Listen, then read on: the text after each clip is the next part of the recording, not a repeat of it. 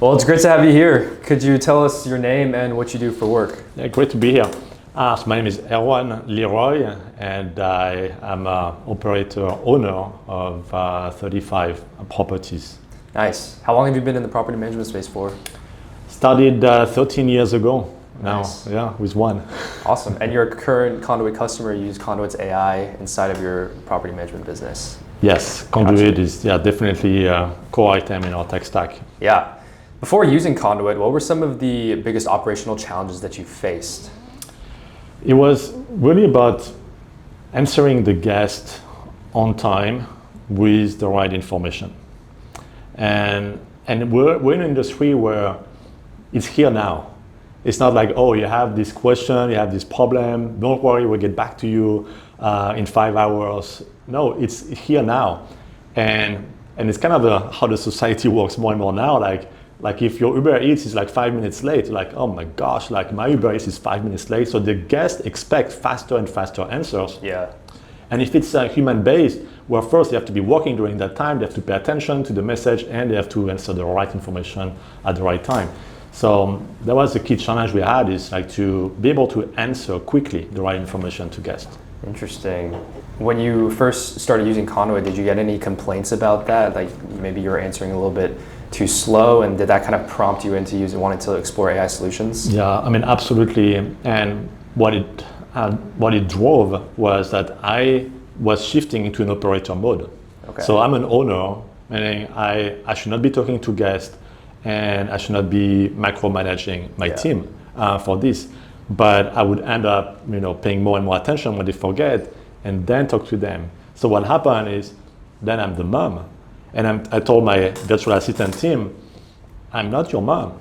Yeah. I'm not here to micromanage you. Yeah. Do you have a job? You have to answer on time, and then we put some SOP. If this is like an emergency, you have like 5 minutes, or an inquiry, if this is like 30 minutes to answer.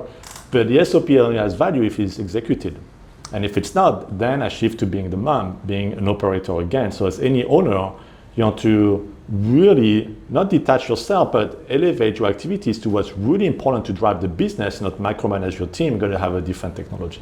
Yeah, and then what tasks were eating up a lot of your team's time before using Conduit?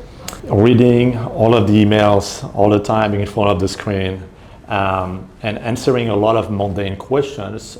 What's the Wi-Fi code? How do I find parking? Those are things that are in the listing. And of course, it'd be easy to blame the guest, like, well, we sent you an email or something. But any operator in this space know that sometimes guests don't read the check-in instructions. Sometimes. And you got to really guide them on what they want at the right time. If it's human-based, then the virtual assistant have to read everything all the time, be super quick.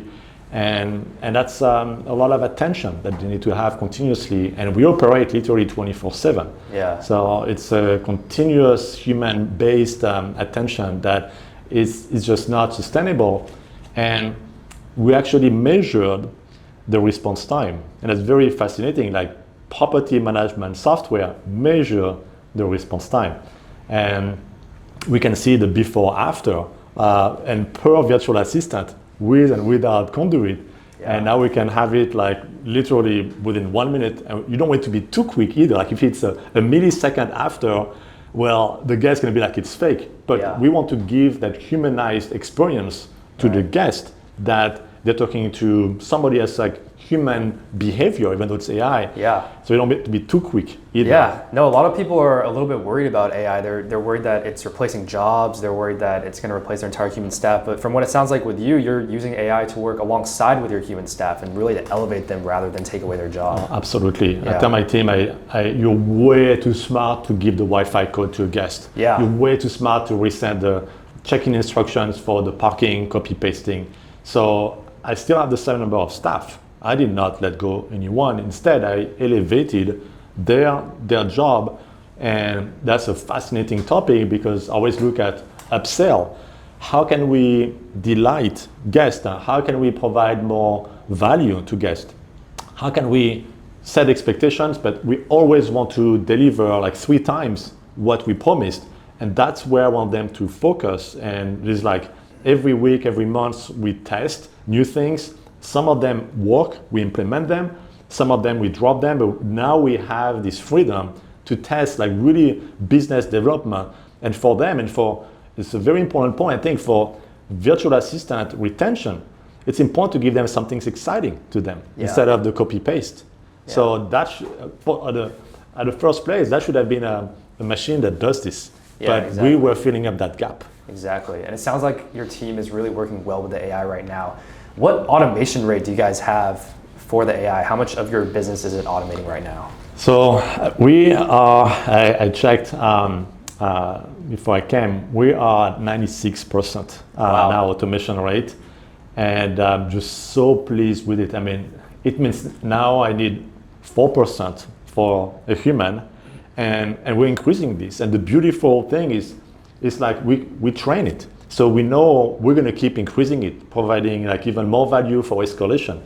But 96% now is a machine, 24/7. That's amazing. And a lot of people are even happy just to get 80%, but it sounds like you really exceeded that by 16%. Did you kind of start off at the gate with 96%? I'm guessing you started probably a little bit lower. How did that progression work? We started lower, but we knew we had to teach the AI. It's like if you have a baby and the baby starts walking and the first time it tries first step, the baby fall, you're not gonna say, well, you're just not a walker. You just stop trying. Yeah. So we knew we had to train the AI.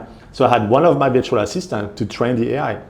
If, like in Conduit, you see the missing information. That's the part that helped us so much, where when AI cannot answer, we know why. And because AI will not improvise things, it tells you that's what I'm missing. So I had a virtual assistant focusing on providing what's missing.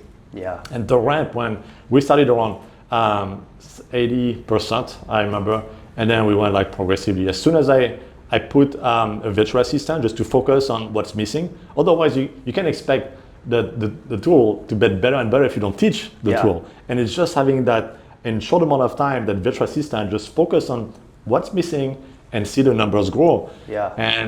And I put an A player on my team to do that. And any A player loves to be measured. They love to be measured. They go to Conduit, it's almost an obsession. They would look at Conduit, what is my automation rate? Oh, I'm at 82%. See, Erwan, I was at 80%, now I'm at 82%. Now I'm 85, and I set the goal at 90%. And now we're at 96%. And I'm like, well, we have a new goal now. It's gonna be 98%. Yeah, there you go. And wow, that's crazy. So you mentioned that you started off at 80%. That was kind of just out the gate. How long have you been a Conduit customer for? About a year and a half. Year and a half. And we spent time, on the knowledge base, which was, fed from the listing and the SOP. The SOP is something a lot of property manager has. Well, it'd be a good idea to copy paste it into the AI tool, so it learns about all of these situations that you have. And on that timeline of a year and a half, at what point did you start to realize that Conduit was making a measurable impact in your business? Right from the beginning, because I could see that it would answer right away and 24/7, at a time slot where the guest would be like, hey, what's going on? What should I do? We were providing value right away. And of course, at times we're like, well, we need to tweak the answer, but we have this teaching module, section in Conduit, and we just train it, and the next time it's like perfect. Yeah. So it went already from saving 80% of the messages, and then it improves, and then the sky's the limit on the use cases that we can have with the workflows. That's great to hear. Yeah. And then what's been the biggest value add to your business? Is it the cost saved, the time saved, customer satisfaction? What's been the number one thing? All of those, but I would say the most important one is freeing up time for my team, better virtual assistant retention, and focusing on value add, meaning upsells. Yeah. And it's something that I didn't anticipate early on, that when I use a tool like this, I'm going to free up time that's going to actually increase my revenue. And upsell is a core element. And I always say to property manager, if they don't make at least 20 to 30% of their revenue in upsell, they're missing 20 to 30% of their revenue. Yeah. And you can't do that if you are tied to operations, like the basic communication. So freeing up that time really enable the team to really focus more on upsell, extending the stays and so on. And there's now even more with AI that we can do for upsells. Yeah, so absolutely. That's exciting. And obviously a lot of Conduit's customers are in the PMS, the hospitality industry. And a lot of people are really trying to get, let alone 96%, like 80% automation rate even. So what advice could you give to them right now to help their business utilize Conduit to the fullest extent? My advice is, one, get started and don't expect to be perfect on day one. It's like the baby walking, you don't expect it on day one. And put all your knowledge in it. Like the AI is going to know as much as you give the AI content. And if you don't have an SOP, if you don't know that, well, what if you just ask ChatGPT? Ask ChatGPT to have an SOP for your property, and ask even on ChatGPT, what do you think I'm missing in my SOP for my properties? So I would take your Airbnb listings, you copy paste them into ChatGPT, and have an SOP, and that is your basis for your knowledge base. Yeah. And then you're going to start at 80, 75 you will see, and then you grow from here just teaching the AI.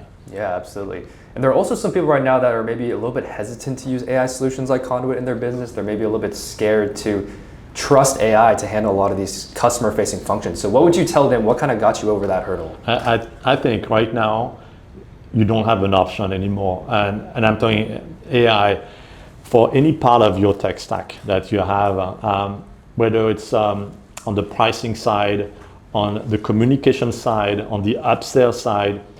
We see a divergence of hosts now. The hosts that use AI and the hosts that don't use AI. And I was just back to 3 conferences, Gestival, VRMA, and the DARM. Those are major conferences. And number one, you can see that AI now is used everywhere on the tech stack. And number two, you have those 2 categories of hosts. And if you don't use AI, unfortunately, you're going to be left behind in, for example, ratings. Like, what do you think the impact is? When I answer the guest right away with the right information, my ratings are going up, and I could see my ratings going up on several of my channels. And that is where now you compete. If you see in the industry right now, the supply is not increasing a lot, and there is now a lot of competition with whoever is on the market. And it's quality over quantity. You gotta have a great offer. You gotta have AI that gives you great ratings. And if you compete human versus AI, I'm sorry, you lost the game. It's not an option anymore. Absolutely not an option. Yeah, absolutely. That's a great way to put it, I think, especially with the rise of these AI solutions and how advanced these models are getting. And I mean, with Conduit, now we can do upsells. Like, you can provide the right information to the guests at the right time, and it's not selling being greedy in any way. It's providing the right service to the guests at the right time, based on their persona, based on who they are, based on what they need in their check-in to the checkout process. The entire guest journey. You can put your automated message. Maybe you're like, well, I have my automated message. This one will be sent exactly a week before. This one the day before. That's good, but it's not adaptive. It doesn't understand the guest. And you can now have the flexibility with AI tools to provide the right upsell at the right time. Yeah, and you mentioned upsells. That's one of there are a lot of different upsells that we do for different workflows. Could you talk a little bit about workflows with the AI agent? What have been some of the most effective, or maybe some of your favorite workflows that you've used? One I love, and it's so basic. I'm like, why didn't I do that 10 years ago? Is asking guests a review.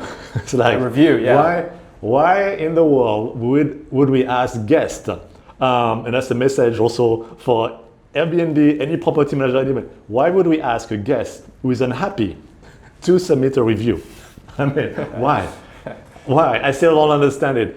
And it may be one of the most basic but super powerful feature of Conduit is it analyzes automatically who is unhappy. And of course, we don't have many unhappy customers, but it happens. And it could be because they had a fight with their wife, boyfriend, partner before they came to the property. It has nothing to do with us, but you can measure if they're unhappy. So to answer your question, one of the favorite workflow, if they're unhappy, don't ask for a review.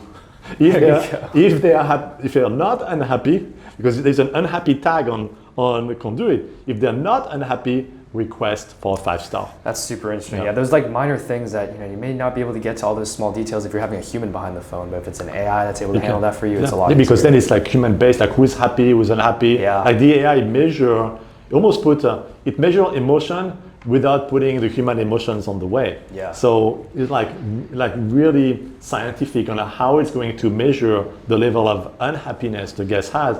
And we're quiet for the unhappy guest.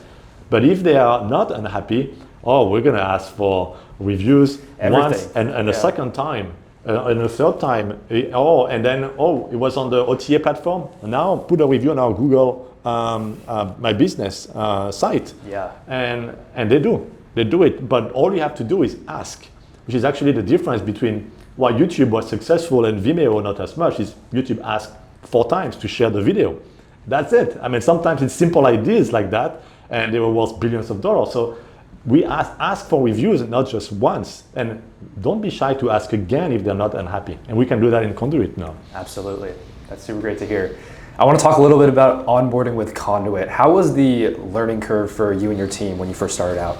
I mean, that's a key element for us to choose a partner, actually any partner. And Conduit, we could have like a human. It's an AI company, but behind the human being. I'm not talking to a robot right now. The office is full of humans. And on the customer service side, we got great help. Great help from Emily, especially. Thank you, Emily. And definitely a game changer. If it was by ourselves, like any company, I have 82 problems. And I'm sure we could do it by ourselves, but it's time and energy to focus. So really help us to run faster. Nice. I'm sure someone as ambitious as you is trying to get to that 100% automation rate right now. You're sitting at 96, you got 4 more percent to go. What do you see the roadmap for that being like? What still needs to be automated in your business? So for us, we're going to focus now even more on the voice AI because it's really 2 parts, the message, which is email, and SMS, I mean the text message. So we're going to keep optimizing this with what is the missing information. So I have my virtual assistant focusing on that, and we can measure. You can't improve what you don't measure. So we're going to keep doing this. Missing information, we improve it.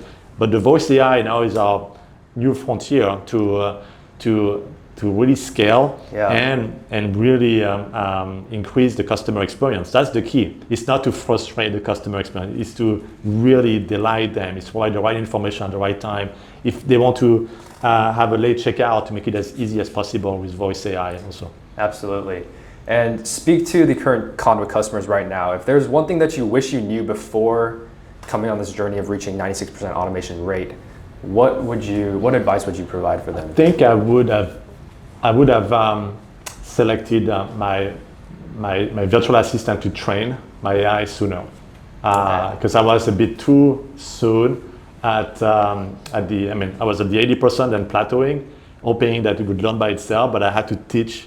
And as soon as I outsourced it to my virtual assistant, we went like quickly to 96%. So I would start the training sooner, and I'll probably try to get an AI tool sooner. But it's always this fear. That's something I'm a little bit afraid of doing. But at the end of the day, all you need is 10 seconds of courage to change your business. That's all you need. So I would just, if I were you, I'd be like, hey, be courageous for 10 seconds and just start the tool. Yeah, you can't grow unless you take risks. That makes sense. Yeah, and that's it's a very calculated risk in this sense, because even the answer we had to optimize. We have the team right there. It was like really minor things to train, because you have to train it, but once it learns, it's good. I don't have to teach twice. For my human, I can tell you sometimes I have to teach 5 to 10 times the same thing. For AI, I don't have to say it twice. That's the beauty of it. One time and then it knows what to do. Yeah, one touch is enough. Nice. And what really made Conduit stand out to you when you were looking for AI solutions to employ in your business? So there's a lot of tools that can pop up everywhere out of nowhere. And for me, I wanted somebody who is in the short-term rental business, because it's very specific industry, specific customer journey, specific templates. When I look at the templates of Conduit and why I made a decision, for the workflows, I can see they are short-term rental specific. I don't want a generic I'm not buying a generic technology. And also I go to the conferences. That's my full-time activity to be in this ecosystem.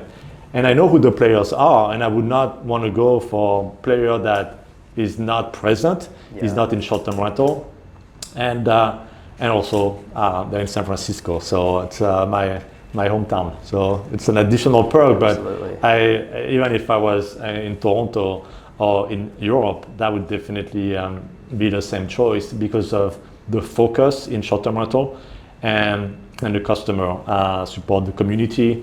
I really enjoy the school community. There is now hey, you have a question, just ask. I mean, it's everybody. Accessible, yeah. Yeah, I mean, there's the same journey. They're not competing one another. They're here to grow. It's not a zero-sum game, and that's what I like about the school. I ask questions there, and people, they provide their own guidance and advice. Like, what is your best workflow? What works for you in your market? Oh, I didn't think of that. And I'm sure there are workflows none of us have thought about yet that we're going to contribute on the school community. So to me, that was also a big part of the decision is the focus of the short-term rental community on school. Wonderful. Well, thank you, Erwan, for your time today. I appreciate it. And thank you.